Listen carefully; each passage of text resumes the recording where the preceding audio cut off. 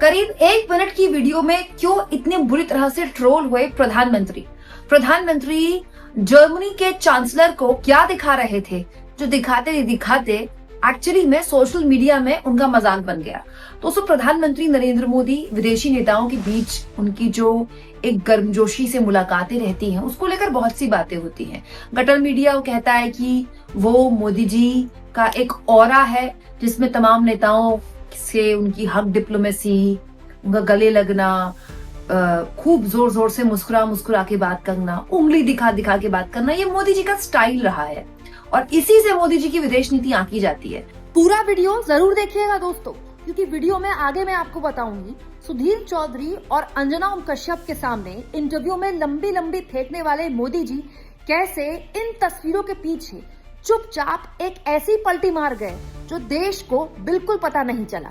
लेकिन इस बीच भारत की विदेश नीति का जो हाल हुआ उसको तो खैर आप फिलहाल के लिए साइड में रखिए, लेकिन इसी बीच, इन्हीं तस्वीरों के बीच प्रधानमंत्री और जर्मनी के चांसलर की एक छोटी सी वीडियो है जिस पर विपक्ष वाले मोदी जी की चुटकी ले रहे हैं और लोग ये सवाल पूछ रहे हैं कि एग्जैक्टली मोदी जी करना क्या चाह रहे हैं। दोस्तों, आप जानते हैं प्रधानमंत्री अभी कुछ दिन पहले गुजरात में थे, जर्मनी के चांसलर भी गुजरात में ही आए और वहां पर उन्होंने उनका स्वागत किया।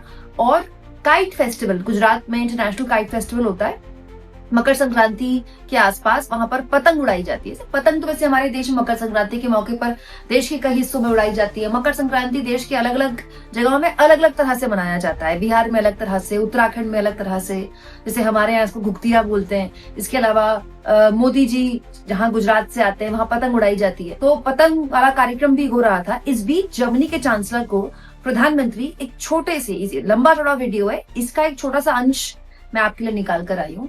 इस पर मोदी जी बहुत ज्यादा ट्रोल हो गए। एग्जैक्टली इस वीडियो में मोदी जी कर क्या रहे हैं जिसके बाद उनका मजाक बना, मैं दिखाती हूँ आपको दोस्तों। प्रधानमंत्री और जर्मनी के चांसलर एक फ्रेम में हैं। एक शख्स वहां पर पहले से मौजूद होता है, दोनों के आने के बाद वो वहां से चले जाते हैं और वहां पर कई और लोग भी मौजूद दिखाई दे रहे हैं। साफ दिख रहा है कि जर्मनी से जो जर्मनी के चांसलर के साथ कुछ लोग आए होंगे, उनकी सुरक्षा व्यवस्था के होंगे, उनके दफ्तर के लोग होंगे, जाहिर तौर पर उनका प्रशासन उनके साथ होगा, तो वहां पर वो भी दिखाई दे रहे हैं। मोदी जी और जर्मनी के चांसलर फिलहाल फ्रेम में है और अगर फ्रेम में है तो जाहिर तौर पर वहां कैमरामैन तो होगा ही। और आप तो जानते हैं दोस्तों, हमारे मोदी जी अपना कैमरा एंगल्स का कितना ध्यान रखते हैं।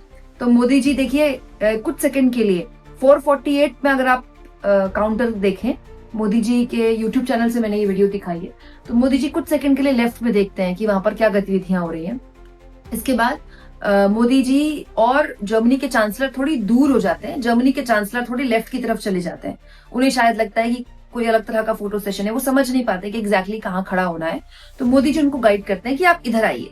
ये देखिए, मोदी जी उनको गाइड कर रहे हैं कि आप इधर आइए।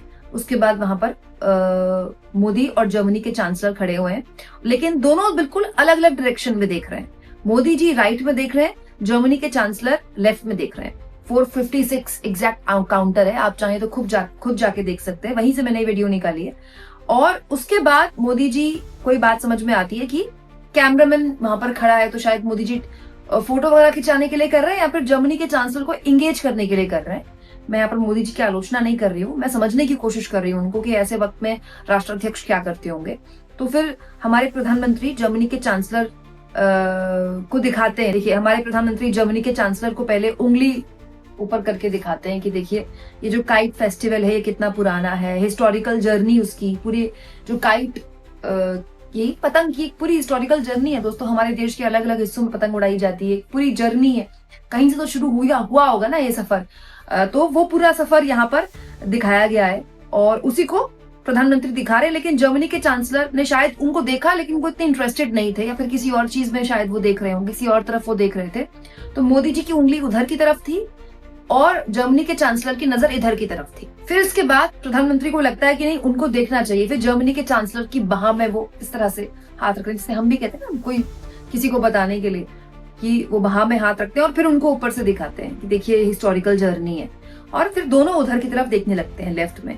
बस एक छोटा सा वीडियो है जिसको लेकर प्रधानमंत्री की काफी ट्रोलिंग हो रही है कि प्रधानमंत्री कर क्या रहे हैं, दिखाना क्या चाह रहे थे जर्मनी के चांसलर। जब वो इंटरेस्टेड नहीं थे तो उनको क्या दिखाना चाह रहे थे। जैसे कई लोगों ने इस वीडियो को शेयर किया, जैसे दोस्तों कांग्रेस पार्टी की नेता है सुप्रिया श्रीनेत, उन्होंने लिखा what exactly is he doing, मतलब एग्जैक्टली मोदी जी कर क्या रहे।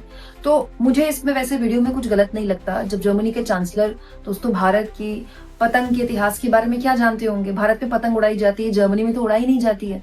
तो अगर प्रधानमंत्री उनको ये दिखा रहे हैं तो इसमें उनकी ट्रोलिंग नहीं होनी चाहिए। लेकिन क्योंकि प्रधानमंत्री का विदेशी राष्ट्राध्यक्षों के साथ मुलाकात करना, उनकी फोटोज, उनकी वीडियोस पर इतनी बात होती रही है हाल के सालों में, इसीलिए जब इस तरह की कोई वीडियो आती तो लोग देखिए छाट छाट कर निकाल कर उसमें मोदी जी की ट्रोलिंग करते हैं। लेकिन ट्रोलिंग से ज्यादा प्रधानमंत्री से अगर विदेश नीति पर सवाल पूछे ही जाने चाहिए तो बहुत से और सवाल हैं।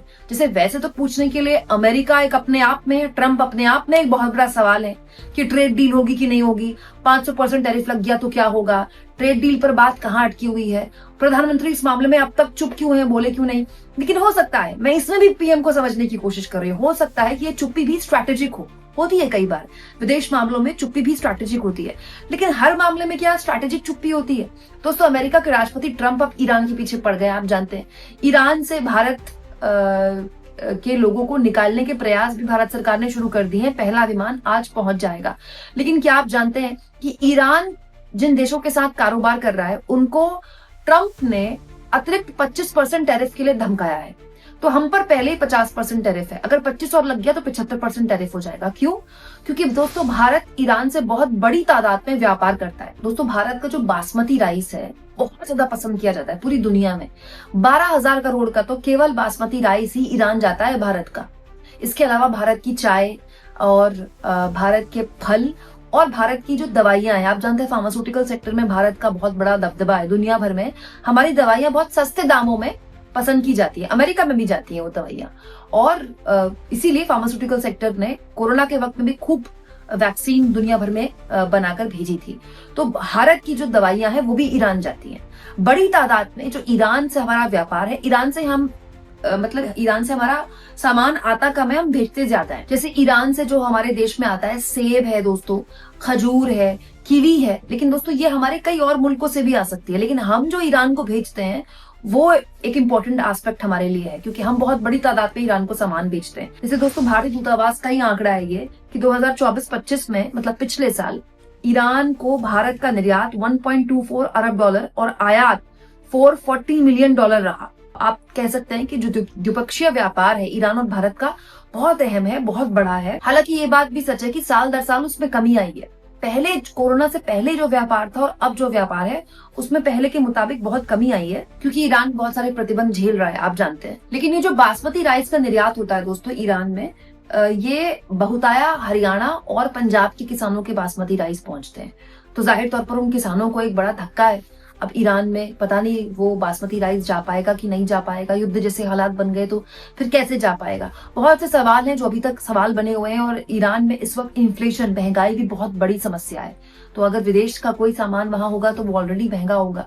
तो बहुत सी चीजें हैं मुझे लगता है विदेश मामलों में जिस पर प्रधानमंत्री से सवाल पूछे जाने चाहिए। इस तरह की वीडियोस निकाल कर, काट छाट कर तो आप मोदी जी का मजाक उड़ा सकते हैं, लेकिन कई बार आप इस तरह की वीडियोस के जरिए मजाक उड़ाकर जो गंभीर सवाल है जो सरकार से पूछे जाने चाहिए कि ईरान के मामले में भारत सरकार का क्या स्टैंड है। दोस्तों ईरान में भारत ने बहुत इन्वेस्ट किया है। दोस्तों जब चीन ने पाकिस्तान के साथ मिलकर सीपैक बनाना शुरू किया उस वक्त हमने चाबहार पर बहुत इन्वेस्ट किया, और चाबहार पोर्ट से आज भी हमारा बहुत बड़े लेवल पर ट्रेड होता है चाबहार पोर्ट के जरिए।